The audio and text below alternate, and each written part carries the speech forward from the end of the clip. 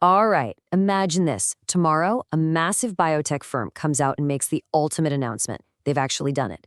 They have completely cured aging. They've developed this permanent anti-aging pill that totally freezes human biological decline forever. We're talking no more cellular decay, absolutely zero age-related diseases. But there is a catch, and it is a massive one. It's priced so astronomically high, let's say $10 billion for a single required dose, that literally only the absolute ultra-wealthy can even dream of affording it. So what if eternal life actually had a price tag? Our sources argue that a scenario like this wouldn't just be your standard everyday worsening of economic inequality. It wouldn't simply mean a wider wealth gap where, the rich just have nicer things. No, it would trigger the most drastic and terrifying evolution in human history, completely fracturing our species into two fundamentally distinct biological classes. We are going to explore this absolutely fascinating thought experiment today, diving deep into what the source material calls the biocast crisis. Okay, let's get into section 1, the price of eternity. Okay, let's dive into this, because this is exactly where the thought experiment gets incredibly real. We're looking at a scenario where your everyday economic status literally transforms into an immutable, permanent biological caste system. Almost overnight, we see the creation of two brand new classes, the immortal elites and the mortal majority. I mean, think about human history up to this exact moment. No matter who you were, we were all ultimately united by the great equalizer of death. In our world right now, wealth buys luxury, it buys political influence, and yeah, for sure, it buys significantly better healthcare. But in this specific biocast scenario, wealth literally buys eternity.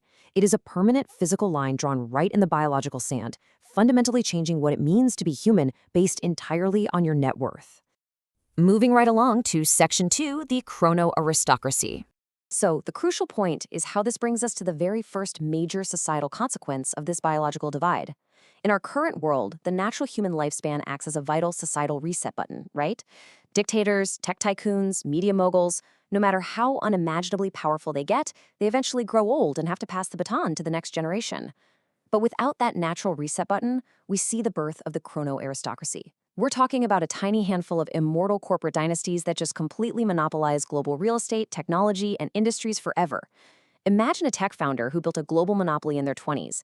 Now imagine them retaining that exact same sharp, cutthroat cognitive edge and that exact same iron grip on their voting shares for 400 consecutive years. Because they retain their physical vitality indefinitely, their dominance is just locked in for good. The mechanics of this economic lock-in are just brutal. First, endless life and vitality are secured by the elites. Second, because they never die, their wealth continuously compounds. To put this in perspective, just think about the power of compound interest in our real world. A modest fortune compounding at a standard market rate over a mere 50 years grows massively. Now extrapolate that compounding over 500 years without ever being fractured by inheritance distributions or state taxes. Which leads us directly to the terrifying reality of step 3. Zero upward economic mobility for the mortals. When the top 0.001% literally never leave the game, they just buy up all the assets, land, and resources. The rest of the board is completely frozen out. You simply can't climb a ladder if the people at the top never, ever step off. Which brings us to section 3, the psychological divergence. And this brilliantly illustrates that as the decades roll on in this scenario, the physical and economic differences aren't the only things separating humanity. A vast, totally alienating psychological gap forms. On one side, we have the immortal elites. The source text notes that when you have the potential to live for thousands of years, the statistical cost of a freak accident spikes dramatically. A minor car crash isn't just cutting a few decades short, it's robbing you of millennia. So they become hyper-risk averse, avoiding the chaotic, unpredictable outside world entirely. They isolate themselves in these heavily fortified, ultra-luxurious eco-enclaves, just refusing to travel conventionally. On the other side is the mortal majority. Imagine being a 20-year-old mortal in this society. You know your life is hard-capped at roughly 80 years simply because of the balance in your bank account. This would completely warp the human psyche, creating a profound generational crisis of nihilism and despair. The traditional concepts of building a career or saving for a retirement plan would feel totally farcical.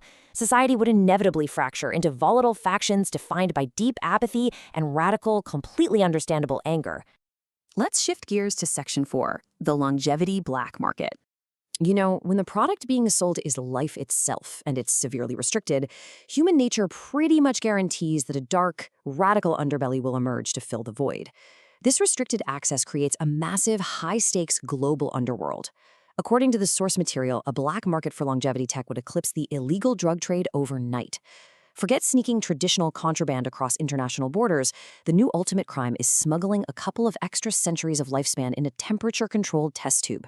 We're talking about rogue biochemists funded by organized crime syndicates, or even desperate millionaires who just missed that ultra-wealthy $10 billion financial threshold, all desperately attempting to reverse engineer the anti-aging pill in underground, completely unregulated labs. But taking these bootleg longevity drugs manufactured in the shadows would be incredibly unstable. The sources outline terrifying side effects, horrific genetic mutations, rapid onset aggressive cancers, and complete catastrophic cellular collapse. A single bad batch turns the desperate pursuit of eternal youth into an immediate, agonizing death sentence for those brave, or maybe desperate enough to try it. It basically becomes a horrific game of biochemical Russian roulette for anyone trying to buy their way out of the mortal cast. Let's move to and see how this builds in Section 5, the civilizational breaking point. By the turn of the next century, this divided world becomes entirely catastrophically unsustainable. Demographically, it's a mathematical pressure cooker. As you can see, we have the desperate mortal majority outnumbering the isolated immortal elites by literally millions to one. The massive natural human population isn't just going to quietly fade away into apathy forever, while a tiny handful of people live like untouchable gods in fortified bunkers. The tension absolutely has to snap. This leads us straight to a fundamental systemic failure, the total collapse of capitalism itself. The sources make a really profound point here. The entire moral argument for property rights and market capitalism rests on the idea that people are trading goods, services, and labor in a somewhat functioning society. But that entire framework completely disintegrates when the commodity being withheld by class is survival itself. You simply can't justify withholding biological life based on market forces and expect society to respect traditional property lines or the rule of law. The social contract just tears completely because the basic premise of shared humanity is entirely gone. The descent into chaos is rapid. In the first decade, we see total market stagnation as the chrono-aristocracy locks in their wealth and just ceases normal investment. By the third decade, the elites have completely retreated into their isolated enclaves, physically separating themselves from a decaying world. And by the first century, humanity finds itself hurtling toward a literal global war of biological liberation.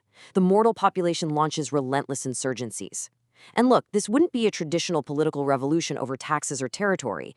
It would be an essential, desperate act of survival. You would see coordinated mortal factions launching violent all-or-nothing assaults to physically seize the automated manufacturing plants producing the pill, simply to reclaim their biological future. Now, what's really interesting about this slide is how it distills everything perfectly. It all boils down to this fundamental evolutionary limit.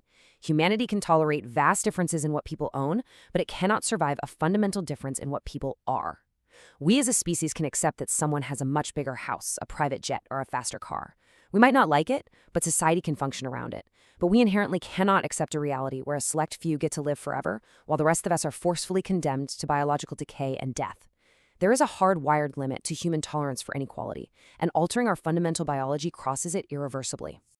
This whole deep dive has been a fascinating sci-fi thought experiment based on our sources. But let's actually ground this in our reality for a second.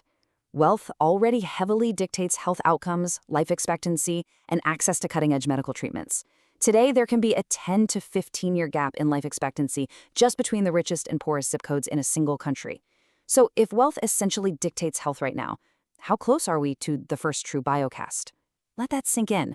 Thank you for joining me on this explainer of the biocast crisis. Keep asking those big questions, keep learning, and I'll catch you in the next one.